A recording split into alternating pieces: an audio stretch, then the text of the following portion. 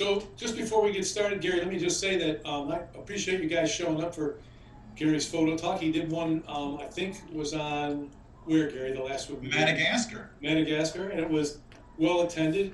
You guys who know Gary, and we do at the gallery, know that he knows everything about where he goes, not just what about he takes the pictures of them. So it's always interesting to listen to Gary do his spiels, and I thought we have a good time. So Gary, without further ado, why don't you go to it? Well, thank you. Thank you, Don. And thanks to all the partners who are willing to tolerate me for doing this as an artist exhibit. I'll start with a map of where we're talking. This is the High Peaks area of the Adirondacks. It's a giant park, one of the largest of its kind, and it's ancient. It goes back a long way into the history of New York State. There's private property, there's public property, and then there's a special thing called Elk Lake. Just to tell you what that means is, it's privately owned, thousands of acres, and is forever pristine based on an easement that they negotiated with the state and the park so that it will always be pristine. There's one lodge there with a few cabins and a main lodge and nothing else. No other property, no other buildings, no motors. You can't have anything that makes noise, which means you come there and you park your car, take your wallet, your jewelry, even your watch, just leave it in the drawer. And they ring a bell for the meals. There's no access to telephone. It's in the middle of this bowl of mountains and the Great Lakes and the Great, the Great Peaks, what do you call them? The High Peaks area. See, here I've got my pointer, that's Mount Dix. Mount Ho is over here. Here's, no, this is Dix, this is Nippletop. And there are a bunch of them over here. Here's Marcy over in the left upper corner. And so it's this giant bowl of Adirondack Mountains with the lake smack in the middle of a sort of an inner bowl that you can see right here. It makes it for a really interesting ecology. It's totally wild. There's a lot of water, a lot of rainfall, a lot of clouds, and I'll show you this. But this is where it is, and this is where the lodge is. The only thing we bring with us that might be odd is we bring our own canoe paddles because we like those angled ones. And they have canoes and kayaks and rowboats, but no noise. You can hear your heartbeats. And this is why we go. It's our yearly psychotherapy, which is why we're getting into sort of like a withdrawal syndrome now, because we were supposed to go in a month and we can't. So we're suffering the consequences. We've been going, by the way, since 1994. Hey Gary, before you go any further, can you give me a little broader idea about where that is in the Adirondacks with respect to like the thruway? Yeah, well, here's Highway 73. The thruway is right here. See this is 87? On the right. So this North Hudson is right over here, and just to the south is Schroon Lake, about a half hour south. 87 runs north and south. I'm talking Yes, so that's the freeway from Albany, goes up to Montreal. And this is the road you would take to go through Keene Valley and up to Lake Placid, where we sometimes spend a night before we go down to the lodge. Marcy, you know, and so Lake Placid is up that way. And it's about an hour to drive through the two-lane highway to get down to Elk Lake. How far north of Route 90 is it? I think in terms of hours, it's 2 hours, whatever that means. All right, I'll check it out. I'll look at it. It's up. What's the nearest town, Myrna? Newcomb. Do you know where Newcomb is? Yeah. Yeah. If you draw a horizontal line from Blue Mountain Lake, it would be considerably further north than that, and also further east. Okay, thank you. But it is pristine. It's one road, and it's a dirt road that you have to drive on for 20 minutes to get there. It's very remote. The only thing going through there are deck trails, the Department of Environment and Conservation. And then Elk Lake has its own maintained trails, and they're really very good, as I will show you. This is our signature image from there. We have never seen one like it. I'll explain a little of the weather patterns there, but this was the one picture we got in 2006 that we have never, ever come close to replicating. There have been similar issues with the clouds. It's kind of like, you know, the same thing that happens at the sea. There's a sea breeze, and it comes off the lake when the sun rises, and the clouds crawl up the lake, eventually dissipate up top and disappear. If you're lucky, you get some blue sky. Sometimes you don't. Sometimes it's fogged in. But this was finger painting, on the mountain. We've never seen anything like it, and a big picture of this is in the gallery now. Well, here it is at our start. Don't we look young? Ouch. Myrna, how old were you? I mean, geez, 10? And these are our two kids. So Sharon is the older daughter sitting down. Robin is the other one. Sharon's here listening as well. This is 1994 when we started. We've been going every year. This is what the lodge looks like. Fairly rustic, but has plenty of lovely amenities to make it kind of cozy in the middle of the woods. That bell I mentioned before is what rings for the 2 meals of the day. Lunch is given as a box, and you disappear and you never see anybody. You rarely see more than another canoe or a kayak or 2 ever during an 8-hour period out there, if that's what you're doing. And this is a picture from us. I'll get more into canoes later, but here's a shot of the lodge from out there, and you can see there's a loon there. That's a common occurrence. This is the deck where people can congregate, although it's rarely ever full. And that's an example of the cabin. So there's the main lodge that has some dorm room-like things, and then there are 8 cabins. I don't know how many people totally it suits, but this is a small one. And this is ours. This is the one that's furthest away from the lodge. This is the last cabin in the sequence, and it's absolutely lovely. It's a larger cabin. We can, bring our kids there if we want to, or anybody else. It's really sweet, and beyond this is wilderness. You never know what shows up on your doorstep. This is out on our banister one day. Crawled the entire, 30-foot length of this thing before we said goodbye. Mostly what we do is we engage in photography. There's nothing like photography to hone and focus your attention on what it is that you want to accomplish in the days that are there. It's not like we're on assignment. We're just drifting wherever we want to go, whatever we want to do in the morning, starting before daylight and ending after the sun sets. But we do whatever we want to do, and most of that means hiking or canoeing or doing nothing. Rarely doing nothing. We always have our cameras. So let me start with the hiking part. This is a very, very dense, water-intense place. And these are the kinds of trails that Elk Lake Lodge actually produces and maintains. That's a very nice trail. You try climbing up to Mount Dix, you're not going to have a trail like this. They're extremely well maintained. And there are must be a couple of 100 miles of them. They intersect with the deck trails.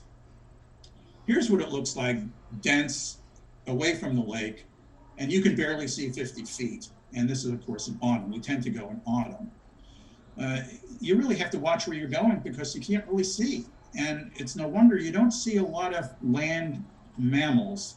They're there. There are moose tracks, bear tracks, other critters tracks, almost everywhere you go on these trails, but you never see them, rarely see them. I'll show you a couple of cool examples though. Right next to those dense forests is this thing in the middle of nowhere. This is called a fen. Anybody else ever heard of this name? I haven't heard about it. I've never heard the term fen until we went there, and it was explained to us. It's a bog, very much like the kind of terrain that's in northern Scotland. There's peat there and a lot of water under the ground, and there's a sort of river that meanders through this. But it's a gigantic open space. It doesn't make any sense. You can see the forest and the fog in the background, but there's something about the soil that's been there for a million years, and this is what it is. And it's called a fen, F-E-N. Now, we take a lot of hikes, and some of them are up into the hills. We have never gone and taken the all-day hike to Dix or something like that. It just didn't seem to strike our fancy. But you can get up to these lovely lower mountains that have granite at the top and these beautiful views. Now, you saw the map of Elk Lake, and now you can see for yourself what it's like. So here's this sort of basin here's Mount Marcy over here, here's Mount Dix over here, here's Ho, this little thing over here, and there's Elk Lake right in the basement. It's about 2,000 feet elevation. This, by the way, is an infamous photographer, well known for his specialty in photography of the Adirondacks. He has many books on the subject, and so we're not the only photographers. He brings a group there every year for the last, 5 or 6 years, Myrna, doing photographic encounters there. He's the teacher and is teaching people how to photograph wildlife and the landscapes that are there. It's actually, it's a vote of confidence in our choice of being there, right? Because if he's chosen to go there for these shows, it must mean something, and it is. Hey Gary, is that Carl Heilman? Is that who that It is? is Carl Heilman. Yeah, Okay. yeah. So we got friendly. We've seen him several years there, and he told me no one has ever taken his picture, and so I took a bunch of pictures of him, for which he was grateful. And this is a very pleasant picture of Carl. This is the small pseudo lake that's just south of Oak Lake called Clear Pond, and the name kind of is expressed right here in this rather clear surface pond. There's no entrance river, exit river. It's a pond, and when it's glassy like this, it's pretty. But we don't go there too terribly often. But I thought for completeness to show it to you.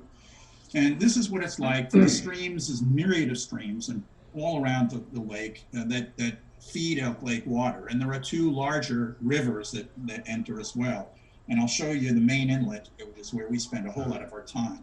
But you can just tell this is a place full of water and growth. Look at all the moss. This is late fall. Every boulder is covered with it. The ground is covered with it. It's really very green, very pretty. And notice just how dense.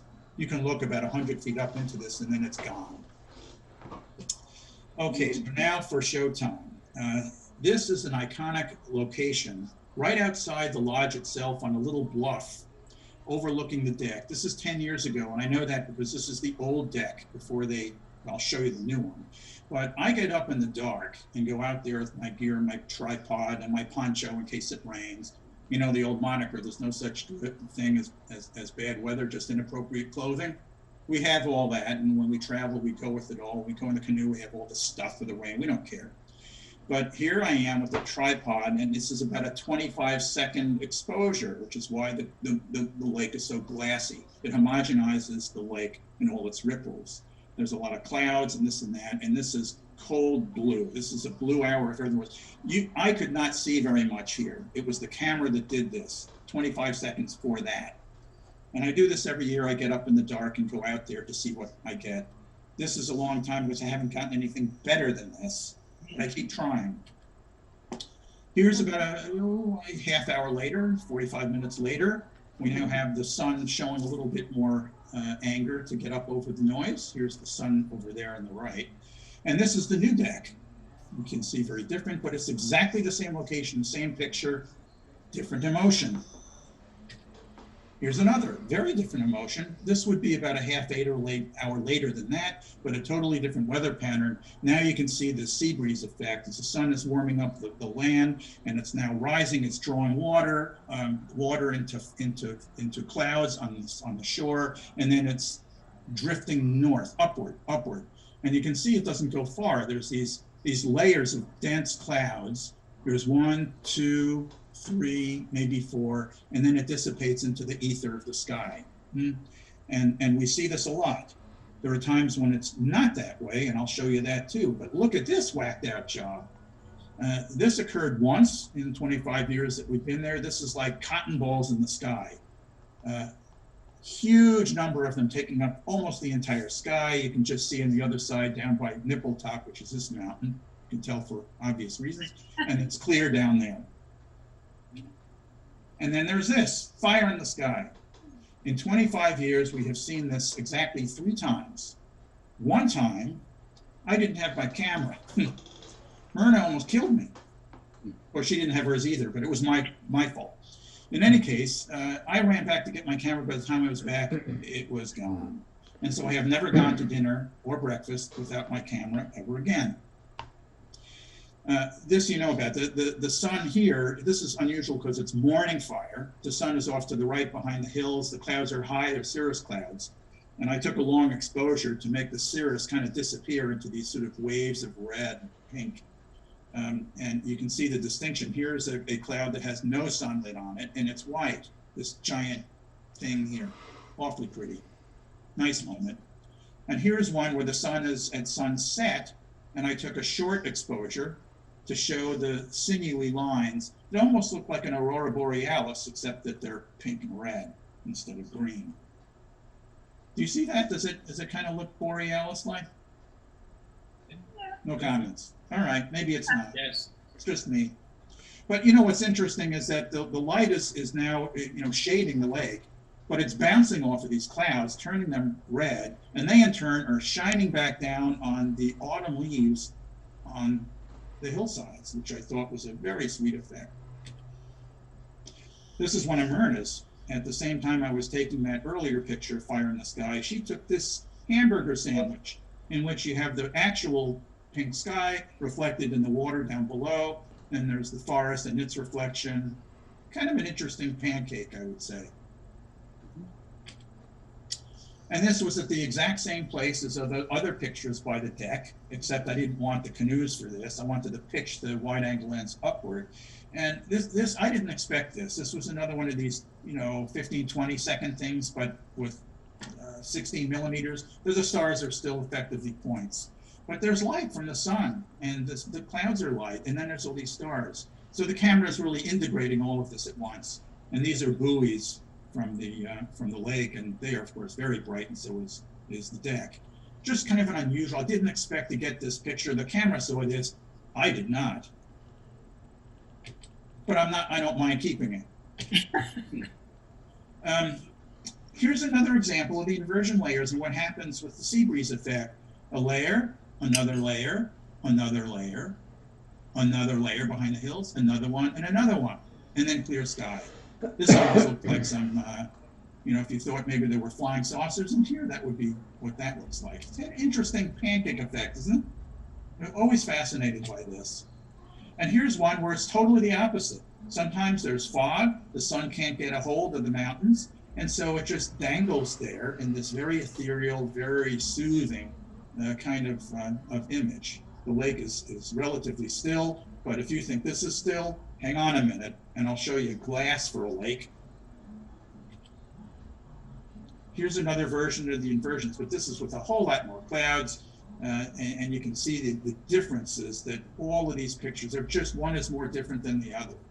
This is what we love about our lake. We don't know what we're going to find, but we do know that we're going to find something new every year that we go. And that's true for the land, and that's true for the wildlife. Here's one that, in the words of the famous travel photographer, there's a poopy dog in the picture. Well, it's not a poopy dog, it's a fisherman. But many a photograph does well to include a dramatic scene, but with a human doing something that you'd expect them to do in the scene. So I got up again some morning, and while I was taking pictures off to the left, I saw this guy out there and couldn't resist the notion of taking the exact same photo, like Misty Mountain from the very beginning with all that white, but taking it with a guy in it doing fishing, and with that lovely glow, the sun is about to rise. This is about 6 in the morning or so. So he was out there. I give him a lot of credit, but it's pretty. Another poopy dog example where it provides a little bit of emphasis on a purpose, and you know, somebody's there, some animal is there, in this case somebody in a kayak. It just adds a little more drama to the picture. Without that, it wouldn't be the same picture, don't you think? And this is one of mine, like this picture. This is from our porch. And this is what happens on some mornings where it's totally fogged in. I mean, this is maybe 200 feet out, the closest island, right at our deck. And it has this mystical kind of character to it. Fog, fog, fog, and then these lovely colors in front of our cabin. Same view as before, but somewhat different perspective and a different emotion. Autumn leaves, and with some, you know, sort of a clear frame all the way around it. Kind of like these kind of images. This also is one of Myrna's.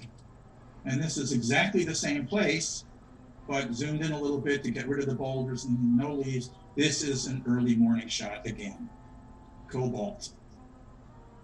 Look also again, once again, and how smooth the water is. This is a long time exposure.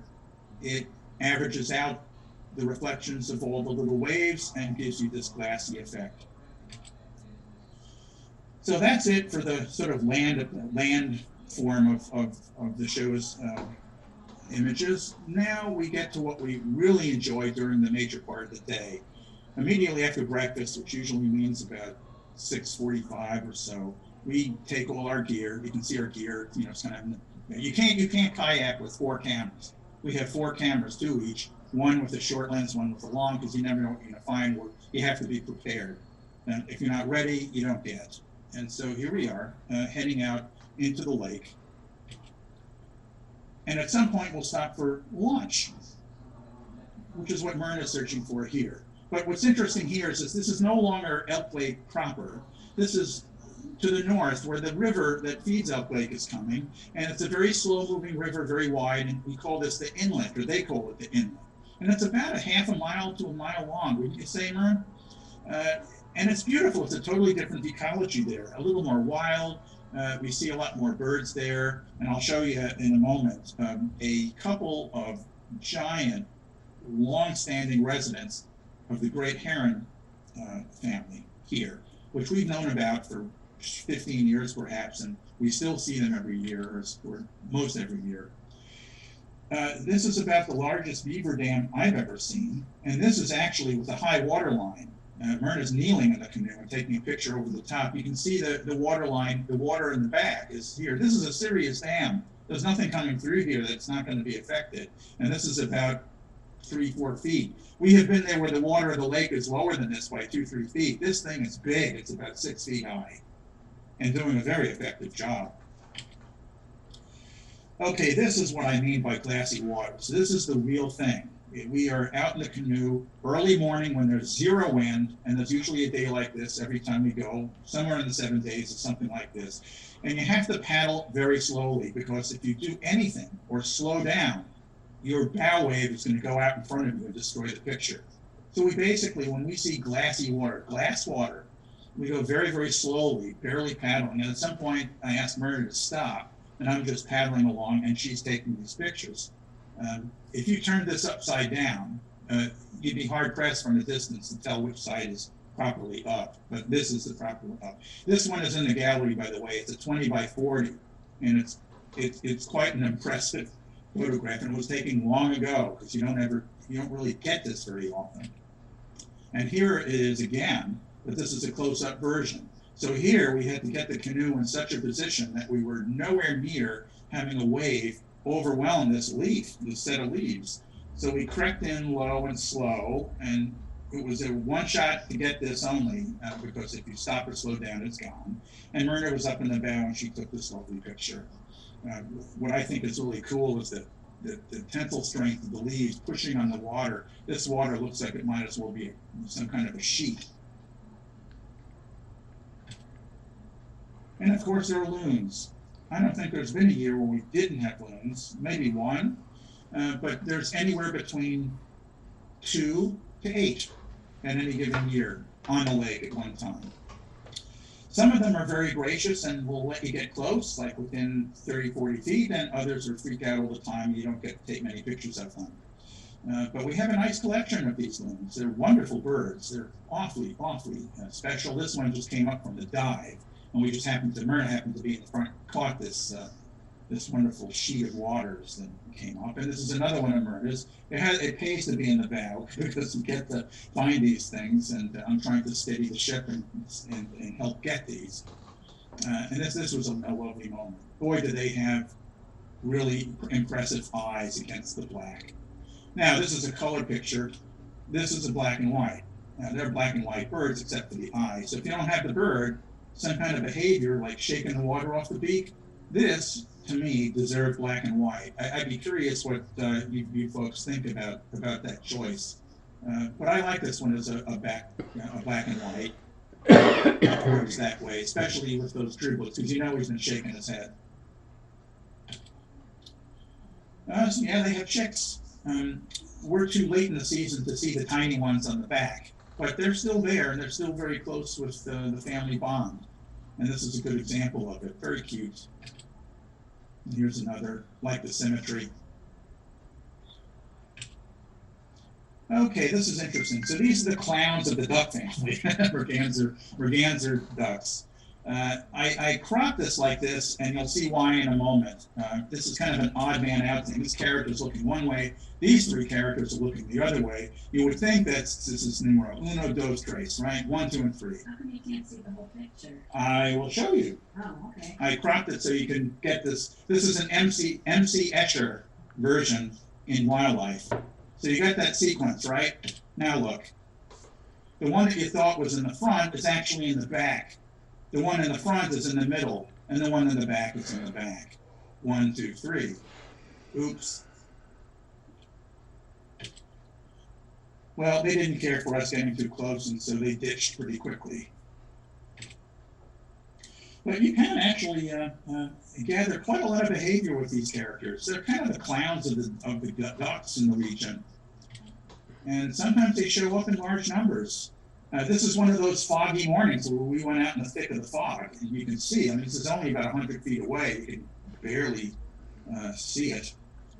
But it does something interesting to the contrast of the birds who are much closer. I think it's kind of an interesting, kind of magical phenomenon with the fog, what it does for the birds and how it brings them out in this fog. 17 of them. And here's another sort of like a clown-like image of those giant feet. You wonder how they ever walk on land without tripping over them. Well, they don't spend that much time on land. And here's a crop of them in early morning light. This is another one that Myrna took. What's interesting is that they're all pointing this way, north, except for this character, which for some reason is looking south. Don't know, don't care. And here they are sort of in the middle of an interesting reflective autumn scene with the glorious colors. They don't always look this diverse.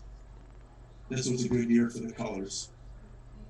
By the way, anyone has something to ask or say, by all means, turn on your mic and bark. Don't mind. Okay, I mentioned herons. We have a couple that we've been visiting with since about 2007. And we see them almost every year in one way, shape, or another. They're usually really pissed off at us, and they oftentimes will come and get up in the air and dive bomb us, sort of slonking all the way. We're not too particularly afraid of them, and I think they're doing this just for show. But all of a sudden last year, they didn't mind us being there at all, as if, oh, hi friends, you're back, you guys, you stinkers, okay, forget it, we're not going to bother you. They were busy hunting. And here's the male about to start catching fish. And this is the way they do it. They spear the fish and get it in their mouth and swallow it whole. Those are, what do you call it, lake trout? But look at the density of the junk in the water. I can't figure out how they find these fish. Here's another example of backlight. Nicely lights the fish. You can see what they eat. They're pretty big fish, about the size of their beak. This is the one that I decided to put into the gallery. I just liked it because of the symmetry, the fact that there's this sort of water reflections here, autumn leaves here and here, and then another layer of white. It's just kind of like a symmetric, geometric kind of thing. And here's this lovely head with the eye. I don't know, I like geometric forms, what can I say? Forever a scientist, I suppose. It's a defect. This is rather special. This is like a B-52 flying low, like Dr. Strangelove.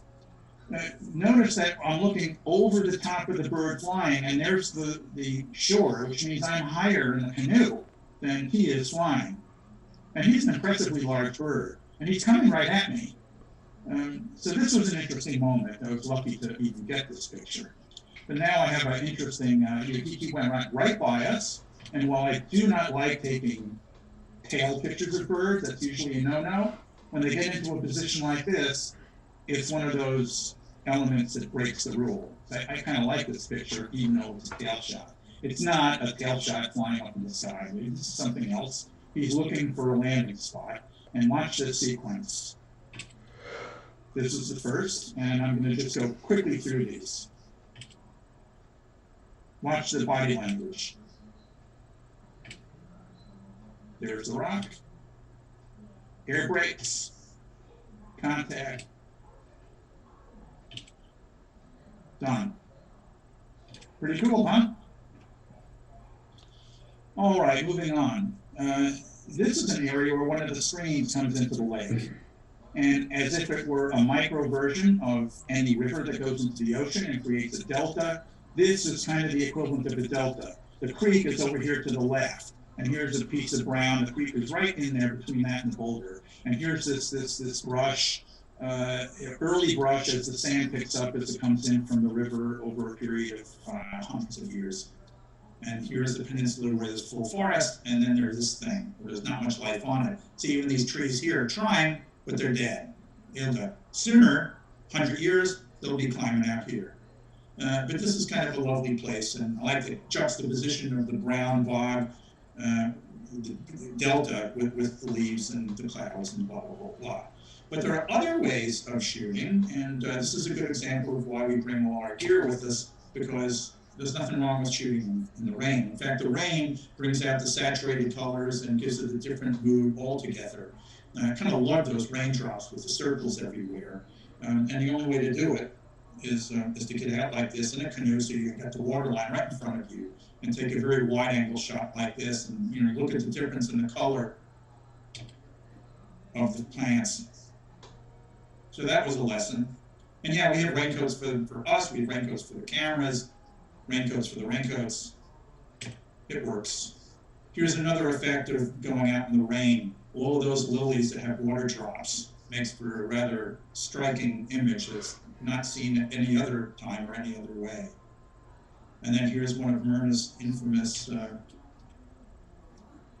she forced me to take this picture, but it was a very good choice. All these droplets, this was there, the moss was there, the leaf had fallen right there, that was the color. I didn't have to do much processing at all. It's just a pretty maple leaf.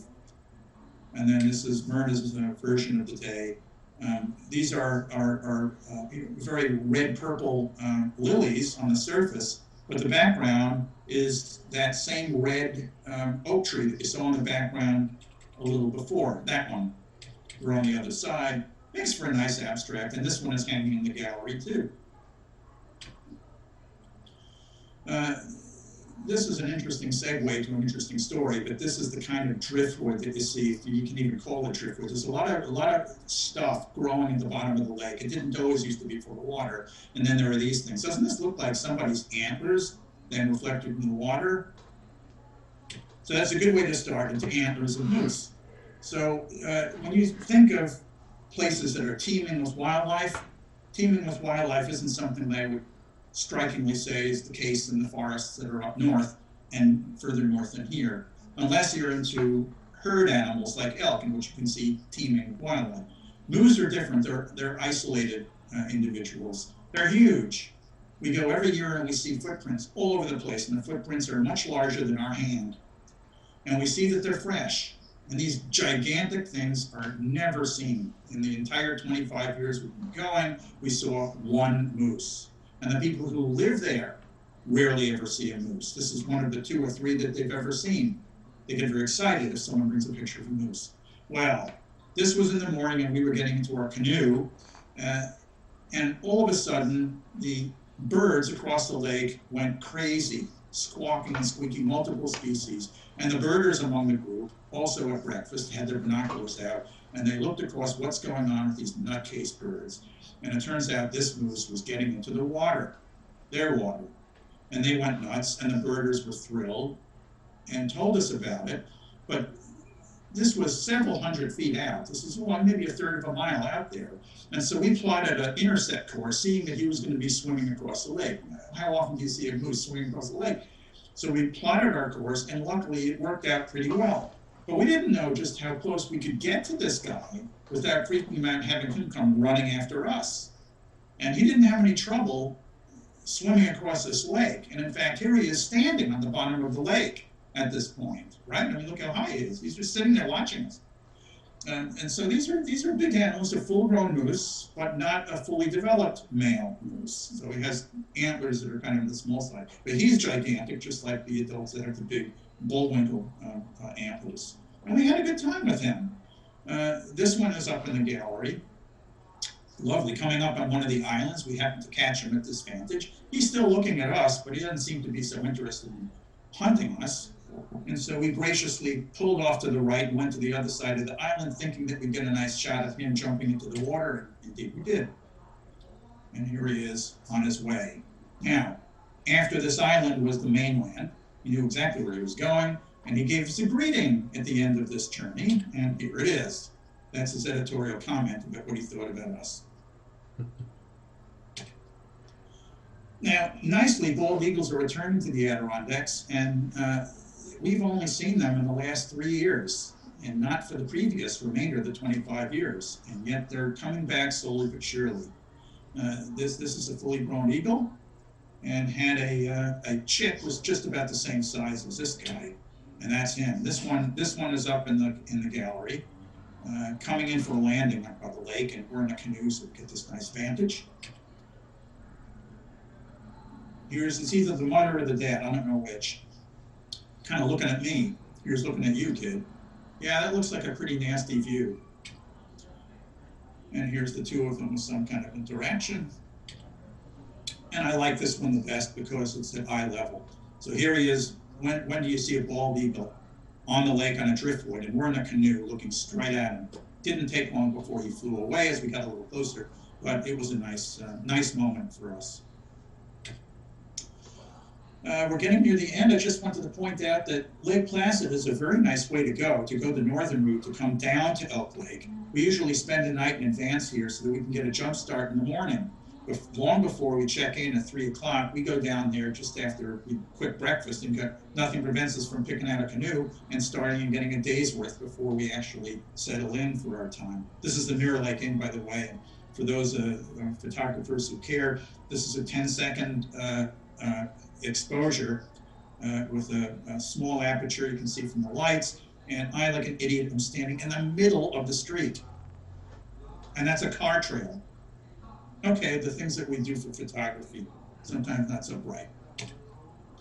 So on the way home, to and from, there are places to go. This is near Montour, New York, and sort of near the end. This is a place called Eagle Cliff Falls. Anyone hear of this place near Montour? It's one of the glorious waterfalls in our experience there.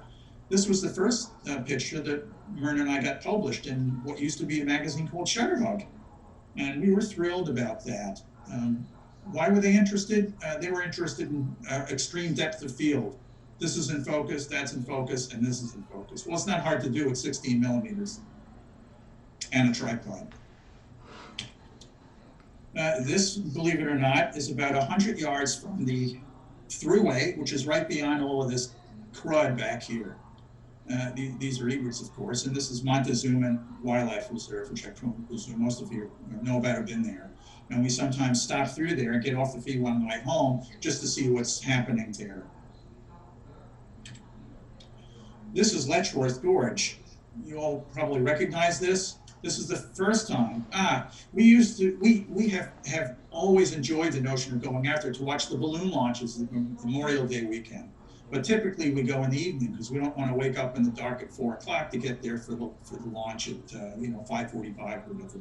But we were really irritated. We went out there 2 nights in a row and they didn't launch. So we were not going to be dissolved this last year. We got up in the middle of the night and the morning, and hiked it out there to find the sunrise, which is very different, and the balloons. This is a lovely spot by the archery field, they call it. Very, very sweet spot. And this is what happens when you get backlight on a fully blown balloon, and even shows the people in it in this funny way. Just a kind of a funny moment. When do you get to see a balloon launch anywhere in the world where you're actually looking at it at eye level, oftentimes looking down at it? Do others out there go to see this ever, or on any regular basis? We've been several times. This is worth going to, Memorial Day weekend. And then closer to home, we do have to come home at some point. This is Mendon Pond, and this is during the Corona stuff. We went out for walks early on in March and April, and this is when the chicks are around, and these are a couple of geese with their proud owners of these 4 chicks. And these are mallards. Can you see the mom? They're pretty well camouflaged, right? Here's the head and the eye. There's the body. Chicks are out in the sun. That's kind of sweet. And here's some geese and a tail guy over here peeking out over the edge. Isn't that cute? So that's Mendon Pond, and this is in the winter, just to give you a different vantage of what you can see out there. This is a lovely moment when the whole herd is taking off in the early morning, get skedaddle, heading north. This is Myrna's approach to going south and going north. The symmetry between the plane is kind of key. And of course, there's this in Mendon. And then there's the humorous part. One is on the wrong side of the street. And by the way, the physician in me can't help but notice this giant sarcoma growing out of the head. And so we were hoping that this one would live long enough for this one to have a life, but that's not a very good sign heading out of his head. And this is my favorite wildlife of all, also captured in Mendon Pond, but sometimes in my own home when she allows me. This is Myrna. Thank you. Come on, Myrna, it's a cute picture. And that is it. Gary, that was great. So let's see, how do I get back on to, Go to the top and click on the red. oh yeah, stop share. Okay, yeah, okay, there we are. So anyone have any questions or want to review anything? I hope this wasn't too long for folks. That was great. Fantastic. Oh, hi, Dave. Hey, Gary, I wouldn't miss it for the world. Thank you, I'm thrilled. Absolutely astounding. Great wildlife photography. Thanks. The Canada geese at the very end with the backlit feathers. That's an incredible shot. Yeah, I've not seen that for a long time because we don't get much snow and ice out there anymore. Yeah, this is scary. I mean, this is true global warming. I mean, it's happening here. They used to do ice fishing on the lakes around here when we first came. No more. Yeah. You lose a truck and maybe your life. Gary, it's a very impressive wide selection of photos that you have there, and I would guess you had so many that it must have been hard to pick the ones that you picked to have printed in the current exhibition. Did you have a process, or do you have enough favorites where you just kind of went to them, or? Well, so we clean house every year. We say, well, what do we have that's new, that's better than what we had before? And we weren't the same photographers that we were 25 years ago. First of all, we were shooting film, and so you don't really get to know. And so all of these were during the digital age, which means 2006 on. I had a D70 for my first trip to Elk Lake with the camera. But we've gotten better because we've been practiced and we've traveled around the world and learned and read and this kind of thing. And so we tend to replicate what we did, but get better images. And oftentimes we'll just toss the rest, just toss them. You know, you can only put so many. You don't want a gallery of 1,000, it's boring. In the gallery, I picked what I thought was a sample of the different moods, locations, and styles that you can get in this one location.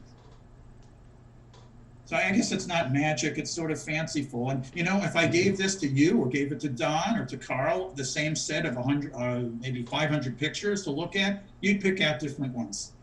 And it would be just as glorious. Does that answer your question or does it duck? A little of both. Looking at their We picked something website, out together.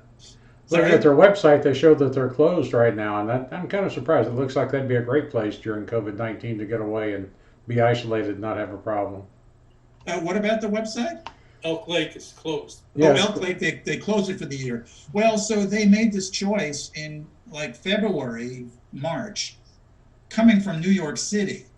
So think about that. They had no way of knowing what the future would bring and why New York did such a great Europe-style job of closing. They couldn't have envisioned it. And they didn't want to endanger the workers who have been with them for decades, you know, out there coming in, and then having people from New York and from Vermont and, you know, for other places coming in to this small little place and causing any trouble. They're very cautious individuals and they kind of care. I can't knock them for that. But I did send them a very detailed note from a clinical perspective, giving them a way that they could stay open, where they would use boxed meals or hot meals they would serve you outside. And don't do the dorm part where there's a hallway with rooms. Shut that down. But let the cabins go all summer because they're, you know, they're totally separated. You know, they're 100 feet apart. You can't even see them. And so you can walk through there and there would be only maybe 25 people. And that could have been done, but they didn't want to deal with it.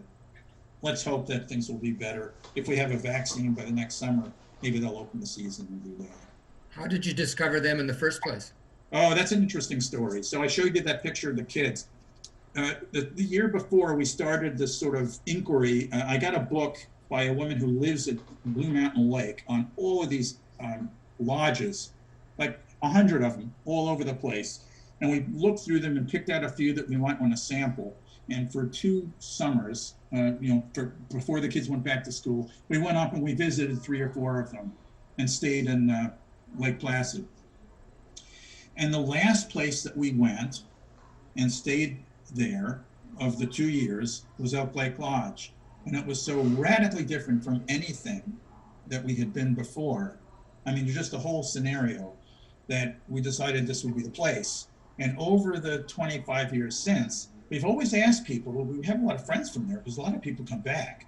Have you ever found any place anywhere in this park or anywhere else in New York or Vermont that's quite like this, with the isolation and the no noise, no motors, nothing? And everyone said no. And so we keep going. How old is the lodge? I think it has a history of 150 years or so, but I don't think that's what it looks like now. Right. Was it one of the great camps that are around up there? I don't think so. I think one of the things that's interesting, because it was this early easement, is that, it still has a fair number of pine trees in some areas and deciduous trees in others. It's not monotonic. They didn't like tear out all the wood, leaving the garbage, which is so much of the Adirondacks.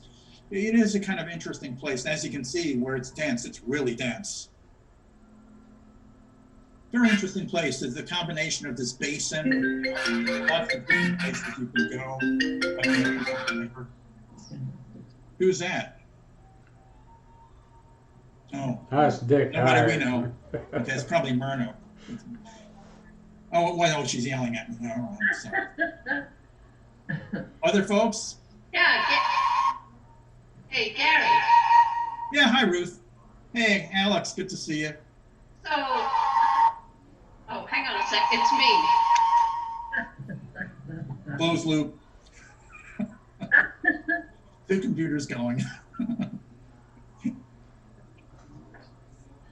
So my question was, so you've got your camera, and then you've got artistic license once you get home, as far as what you do with your picture. So if you were to do a side-by-side with different versions, how do you end up with the one that you're showing us versus another one that might be equally amazing but quite different just by the way you manipulate it? Yeah, so that's a good question. It's a process. So the pictures that we had from 2006, 7, and 8, we largely trash those, because the moment we find something that's of the same purpose and the same message, but better, we just get rid of the other ones. Now, we don't get rid of all of our negatives, the raw pictures that are stored in the archive.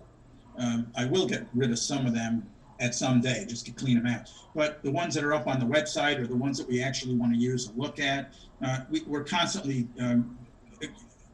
replacing them with something else. And sometimes we look at something and say, well, why did we peek back in the first place? We used to think that was good, now it sucks. So we just get rid of that, and we don't replace it with anything. We'll have something better, or something we think is better, only to find out we don't like it in 5 years. So it's a constantly adjusting kind of deal. So Gary, do you have a favorite time of day that you like to shoot? And is it the same as Myrna? Fortunately, yes. Although, so, those early ones with the cobalt, Myrna's not up for those. No, she's not going to get up. Those are my favorites of yours. Sorry? Those are my favorites of yours. Oh, thank you. I like them too, which is why I get up at 5 in the morning to go out there. I don't have any problem with it, because there's really no loss. I don't have like a schedule. I don't have clinic that morning. And in the night, the sun goes down, it's dark. There's not a whole lot you can do in the dark anyway. So we go to bed a little early, and I get up early and go out there.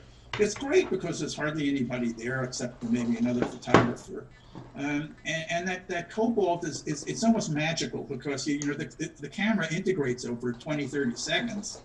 You don't see what the camera sees, and so you're sitting there waiting. The moment it shows up, it's like startling. it's one of the kind of pleasures of taking those kinds of pictures. And when you get a lucky one, it's a keeper. Plus, I like the solace and the silence, and it's beautiful at time of day. And the same happens at midnight or at the other end of the day, but not quite as glorious, actually. When the sun sets, it's not quite as good, unless you get fire in the sky or some interesting cloud pattern or whatever. The mornings are more interesting.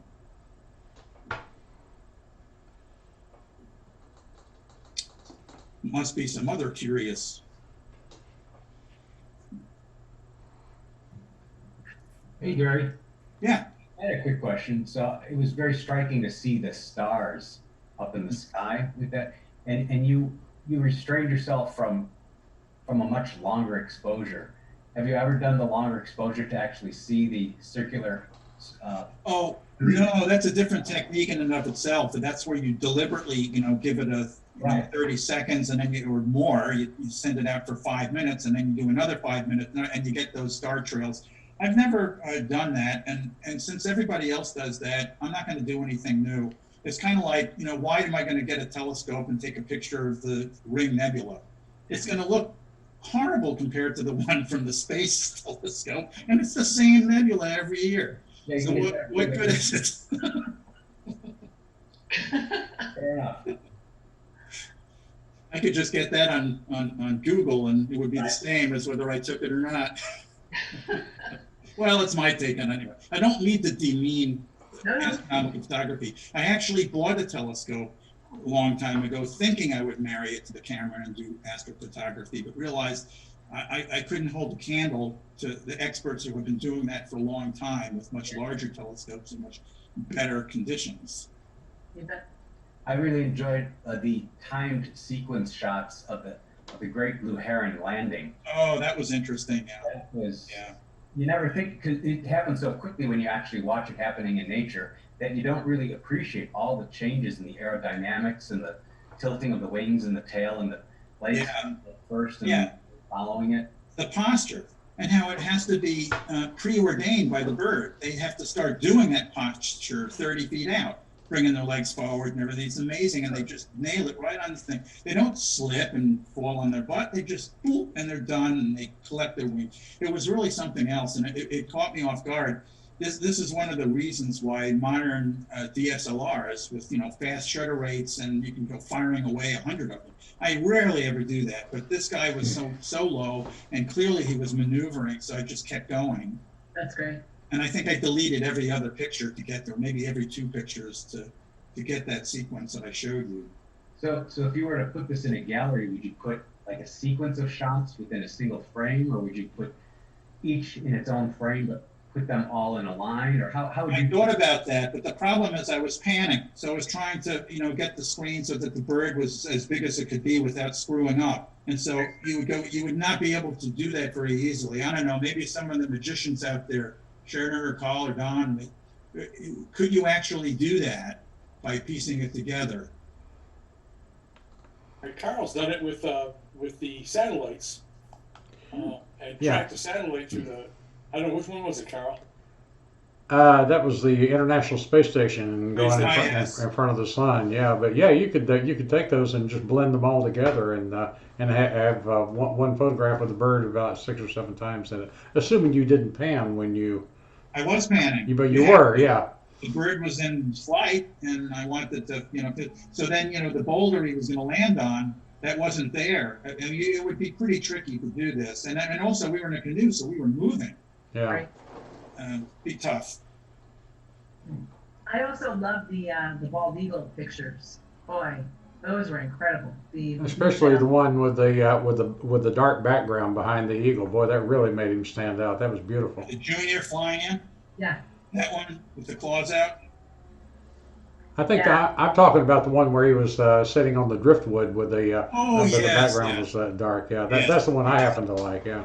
There was that dark background. That was lucky. This is an advantage of being in a canoe, because you can do like one stroke and you're backing up for your feet, and you just wait till it's right there in the frame, and you don't want to scare them. Canoes are really good for photography in a way that kayaks can't possibly be, and that's really our mode of operation. Yeah. Yeah. Yeah, we bring a lot of stuff with us. I mean, I think the other people probably think we're nuts. But We were just at in the Poconos at Lake Wallenpaupack. There's a breeding ground for the bald eagles in that lake area. It's a little island right there on that lake, and like you said, trying to get the right picture from a kayak, forget it. I'm looking up into the tree and I can see the eagle sitting on the top of the pine tree, but there's just no way I'm going to be able to get that picture. Tough, and you can much more easily, end up in the drink than a kayak. And when you have 4 cameras and stuff like that, it's pretty hard. And I've actually, gone. Sometimes we'll take the flash. So if you're in some kind of a dark place or sort of a deep thing under the trees, you can fire away in there, pump some light in, and we've done that too at Elk Lake. Right. So yeah, it's fun. You never know. That's what's so nice about it. You have a week to do whatever the hell you want without any obligations at all. It's therapy for us. As you know, I've mentioned it many times before. It's clearly good therapy for us. And it was for the kids. Sounds great. Well, thank you. And just come back with us to Elk Lake as adults. This hour has been therapy for me. Thank you. Thanks, Dave. Thanks, Liz. Anybody else? Hey, Gary. Sharon and I certainly enjoyed watching the place we've heard a lot about on all of our trips from you and Myrna. So that's a wonderful presentation. Thanks. And it's also inspirational for me to get my camera back out. I'm doing chores around the house, too many chores around the house. So we'll have to get out into our local wilderness and add something to our archive of some fun spots. Thanks again. It's really great. Yes, sorry about the interruption. I love your photos, Gary, and the presentation was excellent. I'm going to check out that place if I can sometime. Yeah. Great. Well worth it. Well worth it. Yeah, there's a reason why Carl takes a group there. It has all that you want, and there's no noise. Noise in the physical dimension, as well as no motors and this kind of stuff to interfere with what you're doing. So Gary, your assignment for next summer, late summer, early fall, is put together a travel trip for all of us photographers, and we'll all go and join it. You can take us around. That's not a bad idea. I love it. Maybe I can convince the owners to open it up just for us. That would be a fun week. How many people did you say you could handle? All right. How many people did you say that the lodge could handle? Well, I think there are 10 cabins, and they can some have multiple bedrooms.